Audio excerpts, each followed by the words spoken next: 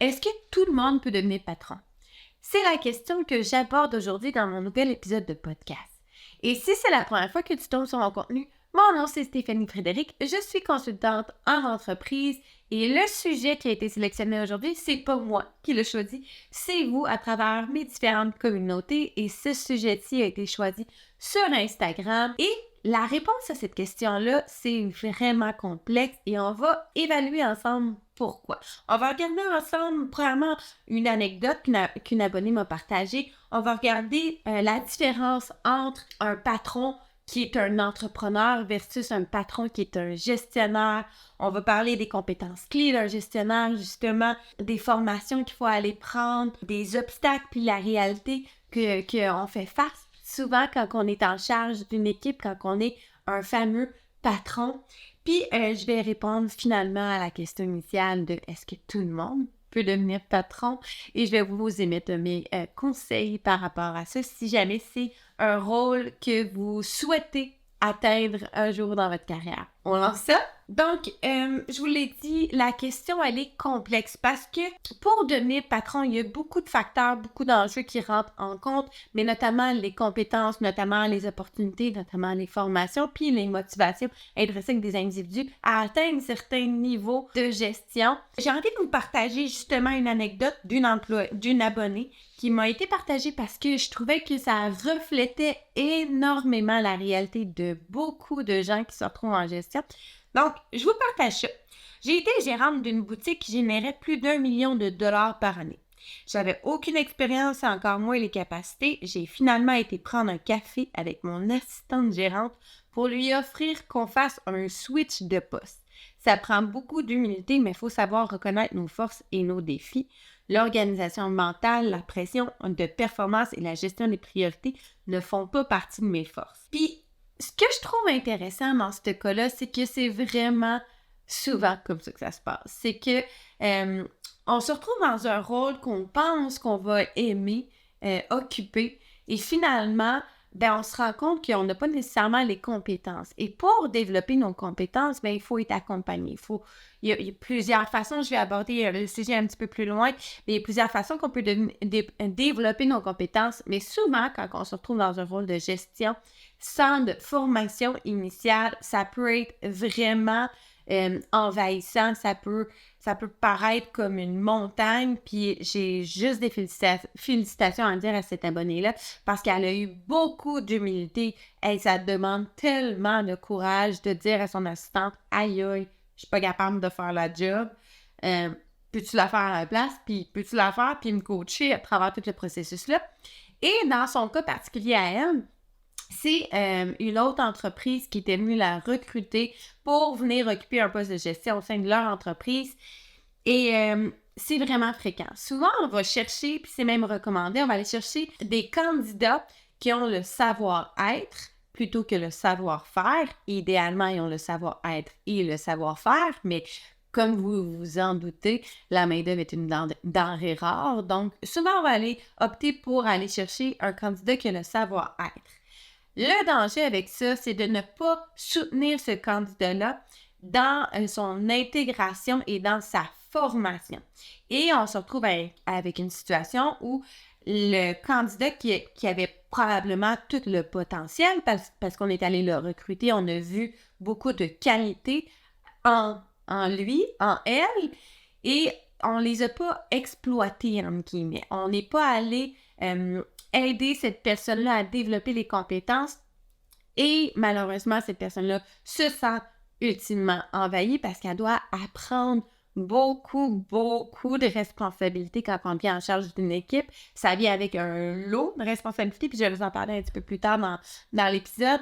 Donc, ça, c'est une erreur à ne pas faire. Quand on est un propriétaire d'entreprise et qu'on va chercher une personne clé, parce que le gestionnaire qui est en charge de nos opérations est une personne clé dans notre entreprise, c'est souvent la personne qui va faire que notre entreprise ait du succès ou pas, il faut lui offrir la formation nécessaire si cette personne-là n'est pas formée initialement à gérer des opérations, gérer du monde, il faut l'accompagner. Je vais commencer mon épisode en vous faisant la distinction entre un entrepreneur et un gestionnaire, parce que un ne veut pas dire automatiquement l'autre. Donc, premièrement, un entrepreneur, c'est quoi? Un entrepreneur, c'est souvent un visionnaire, un innovateur, quelqu'un qui a une vision à long terme, qui a une idée et qui développe cette idée-là et qui la met en place et qui fait des tentatives pour la monétiser, dans le fond. Un entrepreneur, ça prend énormément de risques, ça crée des produits, des services qui sont uniques et c'est pas tout le temps le cas d'un gestionnaire. Le gestionnaire, lui, va plutôt s'occuper de la gestion quotidienne des opérations et de la gestion des ressources humaines, pas la gestion des ressources humaines comme un spécialiste en ressources humaines. La gestion des ressources humaines, c'est-à-dire le développement de l'humain au sein de l'entreprise. Souvent, le gestionnaire, il va implanter des stratégies, il va donner la direction, mais il va aussi s'assurer de partager et de communiquer la vision de l'entrepreneur ou du propriétaire pour s'assurer que l'équipe atteigne les objectifs escomptés pour assurer la pérennité d'une entreprise. Souvent, l'entrepreneur, lui, va focuser sur la création de la business. La plus grosse distinction entre un entrepreneur et un gestionnaire est le risque financier. Un entrepreneur, ça prend énormément de risques financiers, alors qu'un gestionnaire, beaucoup moins. Le gestionnaire peut accompagner l'entrepreneur à chercher des stratégies pour aller chercher des sources de financement. Par contre, un entrepreneur, c'est ses poches qui sont directement impactées par le succès ou les échecs financiers de l'entreprise. C'est sûr que quand on est propriétaire d'une PME, d'une petite entreprise, souvent, on va avoir le rôle d'entrepreneur et de gestionnaire. Simplement qu'on n'a pas encore les ressources nécessaires pour permettre de financer le paiement d'un gestionnaire. Plus l'entreprise grossit, plus l'entrepreneur a souvent avantage à aller engager un gestionnaire pour s'occuper de la gestion quotidienne des opérations. Donc, c'est sûr que c'est pas tout le temps le cas, mais un entrepreneur n'est pas nécessairement un gestionnaire et un entrepreneur ne sait pas nécessairement quelle stratégie mettre en place pour les opérations quotidiennes, ne sait pas nécessairement comment gérer du personnel et c'est pour ça qu'ils ont besoin d'accompagnement des fois parce que c'est pas leur spécialité.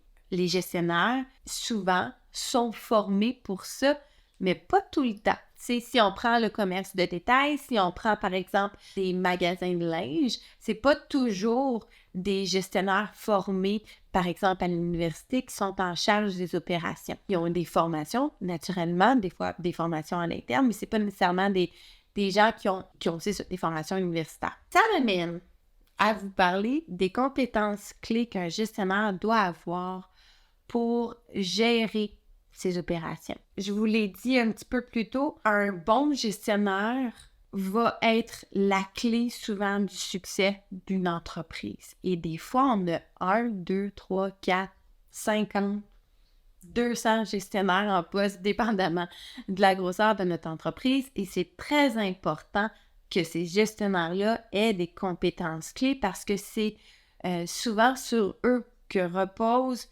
le succès et la direction des équipes qui se rapportent à ces gestionnaires-là. Les gestionnaires sont souvent la zone tampon entre le propriétaire ou l'entrepreneur de l'entreprise et les employés.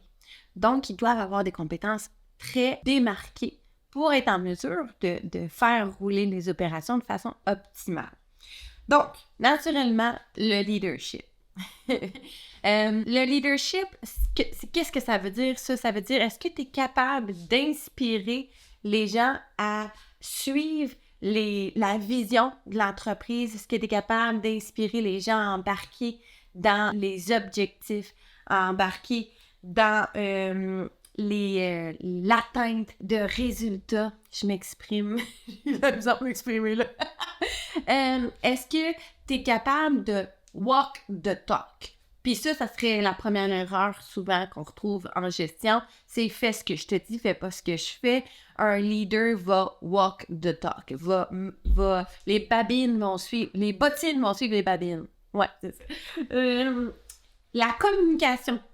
Deuxième compétence clé, est-ce que tu es capable de bien communiquer à l'oral? Est-ce que tu es capable de bien communiquer à l'écrit?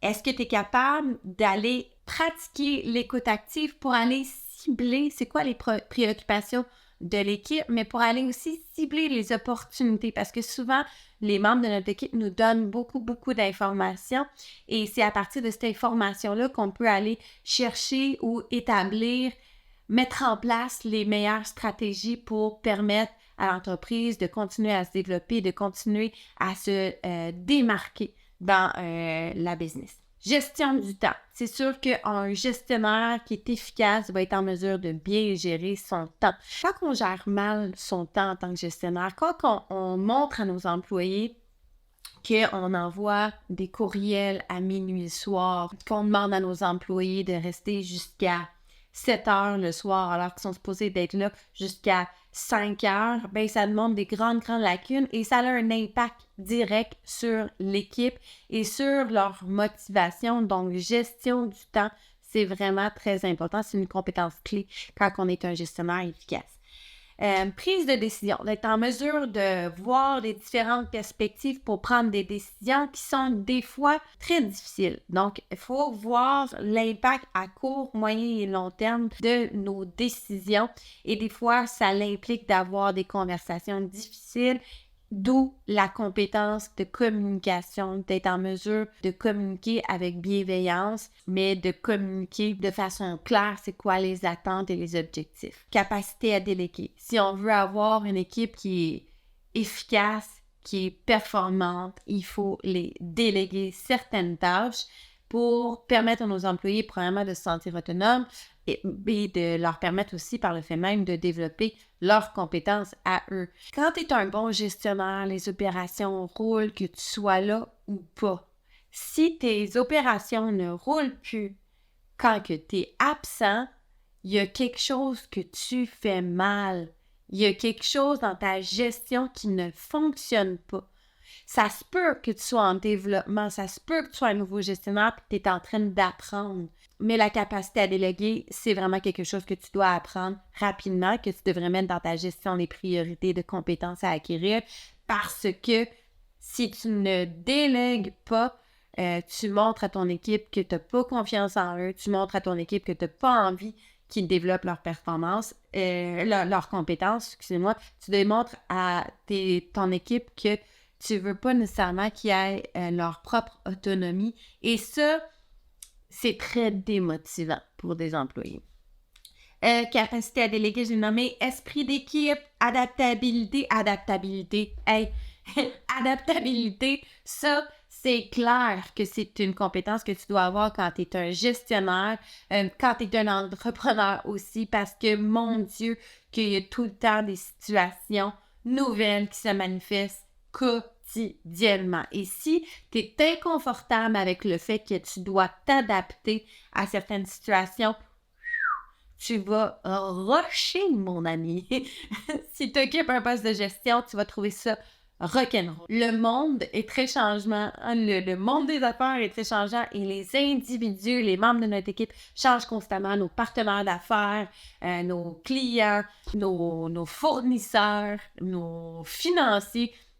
Ça nécessite toujours d'adaptation. Il faut développer une certaine aise avec ça. Gestion du stress, parce que si tu sais pas trop comment gérer ton stress, ben ça a des répercussions, encore une fois, directes sur ton équipe, mais ça a des répercussions directes aussi sur toi, ton bien-être, ta santé mentale.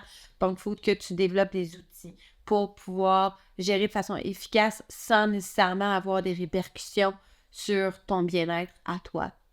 Équilibre, connaissance de l'industrie, puis compétences techniques. Ça, vous voyez, je vous le dis à la fin, à la toute fin, parce que le savoir-faire, ça se développe. Connaître une industrie, tu peux facilement le développer. Ça, je dirais, en termes de critères pour un gestionnaire efficace, bottom line. Donc, comment qu'on développe notre leadership? Si on veut développer un gestionnaire efficace, qu'est-ce qu'on fait? Bien, premièrement, tu peux participer à des programmes de leadership. Il y en a une tonne qui sont offertes en ligne. Tu peux lire, si tu es un autodidacte, Tu peux lire des livres, tu peux lire des articles sur le leadership. Ça peut t'aider à avoir différentes perspectives, puis à développer ton intérêt, puis à voir qu'est-ce qui est fait ailleurs. Voir aussi c'est quoi les autres styles de gestion. Parce que des fois, on a un style, mais notre style varie selon l'environnement dans lequel on évolue. On peut aussi apprendre en observant des leaders qui sont inspirants. Donc, si tu as quelqu'un au sein de ton entreprise, c'est pour une grosse entreprise, il y a plusieurs gestionnaires, tu peux apprendre en observant un leader qui t'inspire, mais tu peux aussi observer un leader qui t'inspire à travers des vidéos. Rien ne t'empêche de faire ça. Moi, il y a un leader que j'aime beaucoup, Gary Vee, j'aime beaucoup, mais j'aime ça l'observer parce que je trouve que de la façon qu'il s'exprime est tellement transparent, j'adore. Tu peux aussi apprendre sur le tas. Donc, en prenant des responsabilités de leadership, même si tu n'as pas les compétences, c'est comme ça que tu vas les développer, c'est essai, erreur. Tu as beau lire tous les livres du monde entier, si tu ne vas pas sur le terrain, essayer de mettre en application tes acquis, tu ne deviendras pas un leader efficace. Il faut que des fois, tu te pètes la gueule, il faut des fois que tu fasses des essais parce qu'il y a des choses qui fonctionnent avec certains types de personnes, mais il y a des choses qui fonctionnent dans certains types d'environnements, dans certains types d'entreprises, puis il y a des choses qui ne fonctionnent pas. Et la seule façon que tu vas savoir qu'est-ce qui marche, c'est d'aller là, sur le terrain, puis d'essayer. Ça, c'est trippant. C'est vraiment trippant, puis c'est le même que tu vas développer ton leadership. Si tu as envie de développer ta communication, mais tu peux prendre des cours de communication. C'est une très bonne façon de développer différents styles de communication qui nous permettent de s'adapter à différents humains qu'on a devant nous. Tu peux pratiquer communication écrite, communication orale. Je sais pas si tu as déjà vu ça. Moi, en tout cas, dans ma carrière, puis ce qui a été tellement formateur dans mon développement, c'est que j'ai eu des gestionnaires avant même que j'occupe un rôle de gestionnaire qui me disait, donc on parlait d'un sujet X, puis là je disais, OK, mais qu'est-ce que je fais dans telle situation? Puis là, mes gestionnaires me disaient, roleplay! Puis là, il fallait que je pratique on the spot avec ce mentor-là. Qu'est-ce que je répondrais ou comment j'aborderais la situation. Donc, des roleplays, de mettre en pratique un peu, ça nous permet de développer des réflexes pour quand une situation X se manifeste devant nous. Travailler l'écoute active. Hey, ça, c'est difficile pour certains gestionnaires parce que quand on devient boss, on a l'impression que j'ai tout le pouvoir, puis ce que je dis, c'est toujours la solution magique, c'est toujours ce qui est meilleur. Puis on oublie d'écouter nos employés et nos employés ont souvent de très bonnes idées. Donc, pratiquer l'écoute active, pas écouter juste pour répondre, mais écouter pour comprendre ce que notre employé nous dit, parce que quand on peut faire des miracles. Plus qu'on a de perspective, plus on est capable de prendre une décision qui est alignée avec la direction qu'on veut prendre pour notre équipe. Et après ça, on peut la communiquer puis amener notre équipe à performer. Mais pour ça, il faut écouter! Si tu as envie de pratiquer ta gestion de temps, il y a plein d'applications maintenant qui sont offertes. Donc, gestion de temps, c'est vraiment... On vit tellement dans une ère qu'il y a une tonne d'outils. Les Google Calendar, les Asana de ce monde. Donc, tout ce qui est gestion de temps, c'est vraiment cool. Prise de décision, tu peux utiliser des outils comme analyse SWOT. Je vais essayer de faire la traduction. Strength, Weakness, Opportunity. Puis là, je sais plus c'est quoi le T, mais c'est menace. Donc, une analyse SWOT pour vraiment comprendre c'est quoi les enjeux de l'entreprise pour prendre une décision qui est éclairée. Capacité à déléguer. Rappelle-toi toujours que tu peux déléguer sous forme de compétences, sous forme de temps et sous forme d'intérêt. Donc, tu peux tout le temps, mais en fait, sous forme de temps, sous forme de charge de travail et sous forme d'intérêt. Donc, pratique la délégation. Esprit d'équipe, inclut les gens, met en place des activités. Donc, toutes des affaires comme ça qui vont vraiment aller créer une coopération, une collaboration, si tu veux, créer une compétition au sein des membres de ton équipe. Fais attention pour être sûr que c'est une compétition qui implique une collaboration et non une compétition malsaine. Tu vas aller créer l'effet opposé si tu vas vraiment juste chercher les coques. Si tu as envie de développer toutes ces compétences-là, il y a plusieurs formations que tu peux prendre. C'est sûr que la meilleure formation complète, si tu veux devenir gestionnaire, est naturellement une formation universitaire. Je vais toujours encourager les gens à aller faire un baccalauréat dans une compétence X, dans un champ d'intérêt X qui les passionne pour aller développer des compétences. Parce que là, c'est pas juste parce que c'est le diplôme universitaire, puis c'est pour ça que je dis le champ d'intérêt qui vous passionne. Quand on va à l'université, oui, la matière, elle est importante. La matière nous donne plein d'outils pour notre coffre à outils. Par contre, ce qui est important, puis ce qu'on va acquérir à l'université, c'est tellement plus que ça. Ce qu'on va acquérir vraiment, c'est la gestion de temps. Être capable de gérer son temps, gérer ses priorités, gérer les délais, développer un sentiment de coopération, donc gérer nos relations sociales, être capable d'aller chercher des personnes clés qui vont coopérer dans nos projets X pour avoir le meilleur résultat possible. On va vraiment aller socialiser en se créant un cercle. On va aller prendre des décisions qui vont être significatives pour notre avenir. On doit s'adapter à différentes situations qui se manifestent.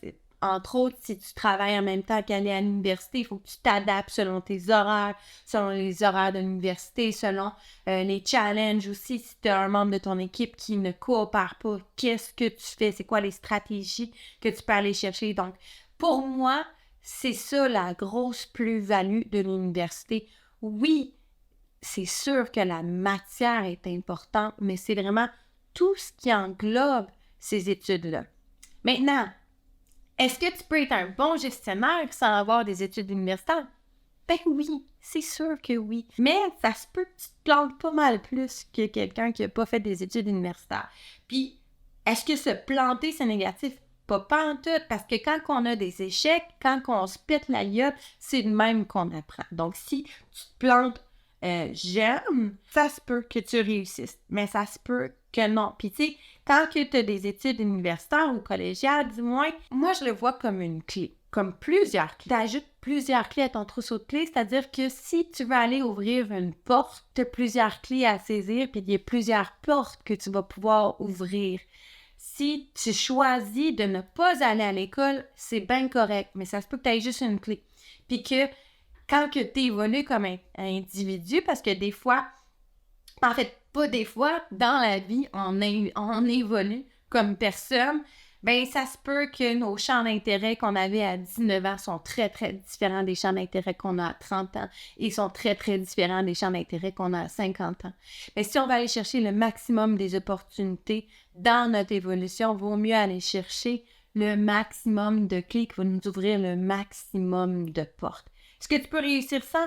Ben oui, c'est sûr, sûr. Parce que ça se peut que tu sois une personne qui a un bon savoir-être, ça se peut que tu sois une personne qui est vraiment capable d'aller développer le maximum des compétences, ça se peut que tu sois une personne autodidacte, que le modèle scolaire actuel ne convient pas nécessairement à la façon dont toi tu apprends, mais si tu as envie d'aller explorer ou que tu as des intérêts pour les études universitaires et que tu hésites, moi je te dis go for it. Go for it. Même si tu le fais à temps partiel, vas-y, va te chercher ton diplôme pour aller t'ouvrir le maximum de postes. Parce que les postes en gestion, il y en a.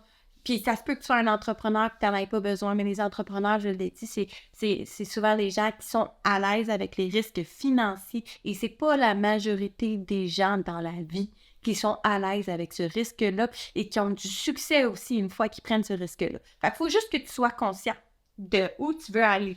Maintenant, ça dépend tout le temps de ton industrie aussi.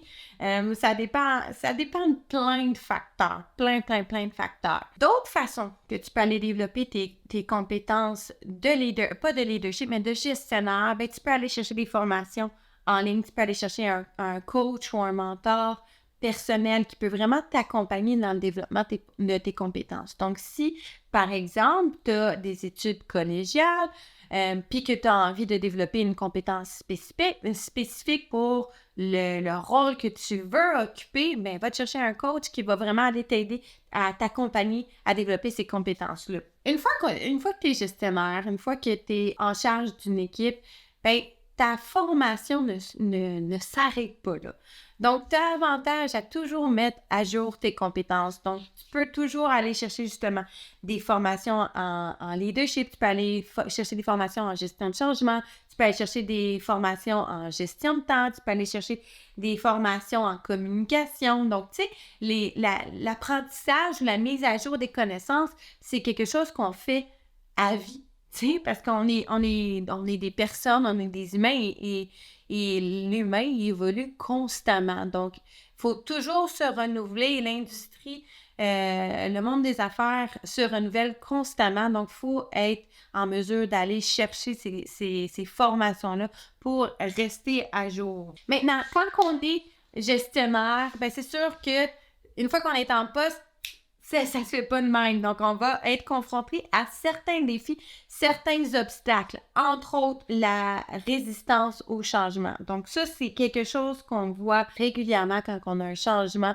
de gestionnaire, c'est la résistance au changement. Parce que les gens ont peur de l'impact que ça va avoir sur eux en tant qu'individu, en tant que membre de l'équipe. Donc, c'est sûr qu'ils ont besoin d'être accompagnés, ils ont besoin d'être rassurés. Donc, il faut être en mesure d'accompagner les gens qui ont de la réticence pour aller baisser leurs barrières. Gestion des conflits. Tu sais, je l'ai dit un petit peu plus tôt aujourd'hui, mais dans la communication, il faut avoir la capacité d'aborder les conversations qui sont difficiles et les conversations qui sont difficiles sont souvent en lien avec la gestion de conflits. Et ça, c'est quelque chose qui n'est pas évident à faire parce qu'on a tous des enjeux personnels qui font en sorte que ça peut être plus difficile pour nous d'avoir une conversation difficile, une conversation courageuse avec certains membres de notre équipe concernant certains sujets. Donc ça, c'est un obstacle qu'on rencontre régulièrement quand on occupe nos premiers postes de gestionnaire. Ben, en fait, quand on occupe nos postes de gestionnaire en général, mais c'est très challengeant quand on tombe dans un premier rôle et qu'on n'a jamais eu à gérer des conflits, ça peut être vraiment très, très challengeant. Communication inefficace, c'est un gros obstacle. Le manque d'expérience, si on n'est pas accompagné comme la personne que j'ai nommée dans l'anecdote, c'était un manque d'expérience et un manque de formation, un manque de soutien qui a fait qu'elle n'a pas aimé vraiment son expérience dans son rôle. Manque de confiance, ça arrive. Des fois, quand on tombe gestionnaire, on n'est pas nécessairement... On était confiant dans ce qu'on faisait. Quand on tombe dans un gestionnaire, même si on était super bon en tant qu'employé, ça ne veut pas dire qu'on est super bon automatiquement en tant que gestionnaire. On tombe un peu compétence à zéro quand on prend en charge notre rôle. Il faut faire preuve de beaucoup d'humilité. Il faut accepter de ne pas tout connaître tout de suite. Et ça, des fois, c'est très, très difficile. C'est un gros obstacle sur notre développement en tant que gestionnaire. Conflit d'intérêt, le favoritisme, ça arrive. Il faut être en mesure de gérer et de jongler avec ça. Gestion des performances. Parce que quand on tombe gestionnaire, c'est plus notre performance individuelle, c'est la performance de l'ensemble de l'équipe. Et si on gère mal avec le fait qu'on est blâmé pour une mauvaise performance d'un employé, ça peut être très, très challengeant. Ça peut être un gros obstacle à notre réussite. La réalité, c'est que les responsabilités et la variété des tâches sont énormes quand on est en charge d'une équipe et c'est pas tout le temps quelque chose qu'on prend en considération. Quand on applique sur un poste, on a hâte d'être en charge, on a hâte d'être la personne ressource, la personne clé, la personne qui va avoir un impact sur l'équipe, mais on oublie tout le lot de travail qui vient avec et le lot de responsabilités. Et ça, des fois, c'est très difficile. Et c'est pas parce qu'on a un titre puis qu'on a soudainement du pouvoir qu'on a automatiquement le respect des membres de notre équipe. Et ça, c'est quelque chose qu'on oublie quand on occupe notre premier poste. On pense que par défaut, nos employés vont faire tout ce qu'on veut parce que c'est moi qui ai le type, c'est moi le big boss. C'est pas de même que ça marche dans la vie. Ça, c'est une réalité qu'on rencontre quand on occupe un poste de gestionnaire. Donc finalement, est-ce que tout le monde peut devenir patron, à même titre que est-ce que tout le monde peut devenir entrepreneur? La réponse est non. Est-ce que tout le monde veut devenir patron? Est-ce que tout le monde veut devenir entrepreneur? Est-ce que tout le monde veut devenir gestionnaire? La réponse est non, pas pantoute. Il y a des gens qui carburent au défi. Il y a des gens qui carburent hors de leur zone de confort. Il y a des gens qui carburent à vouloir constamment s'améliorer, à vouloir toujours trouver des solutions, à innover, à mettre en place des stratégies. Il y a du monde qui aime ça. Mais il y a d'autres mondes qui ne drivent pas à ça pantoute. Il y a du monde qui aime ça être confortable. Il y a du monde qui aime ça être en routine. Ça veut pas dire qu'ils n'aiment pas se développer. Ça veut pas dire que c'est pas des gens qui aiment ça performer. Ça veut simplement dire que la sécurité, la stabilité, c'est quelque chose qu'ils recherchent beaucoup plus et qu'on retrouve vraiment moins quand on occupe un poste de gestion. Donc, est-ce que tout le monde peut devenir patron? Non, et tout le monde ne veut pas devenir patron et c'est tant mieux comme ça, c'est très bien. C'est sur ça que je termine aujourd'hui. J'espère que l'épisode d'aujourd'hui a été intéressant et éducatif pour toi qui m'écoutes. Merci d'avoir été au rendez-vous. Si jamais il y a des sujets que tu aimerais que j'aborde, viens me les laisser en commentaire. J'espère que j'ai amené différentes perspectives sur les rôles de leaders qui sont en charge d'équipe et d'opération. Et je vous dis à la prochaine épisode de podcast. C'est tellement apprécié que vous soyez au rendez-vous. Et si vous voulez m'encourager, la meilleure façon de le faire, c'est de partager mes vidéos. C'est comme ça que je me fais connaître. Ces vidéos-là sont gratuites. C'est des outils pour vous à mettre dans votre coffre à outils. Donc, si vous voulez partager, ça va être très apprécié. Vous pouvez venir me suivre sur YouTube, Spotify, TikTok, Instagram, Facebook. J'ai un groupe privé qui s'appelle Ambitiose et j'ai très bientôt des outils vraiment intéressants que vous allez pouvoir prendre et mettre en application si jamais vous voulez atteindre des positions de leadership. Donc, merci d'avoir été rendez-vous. Et on se revoit bientôt!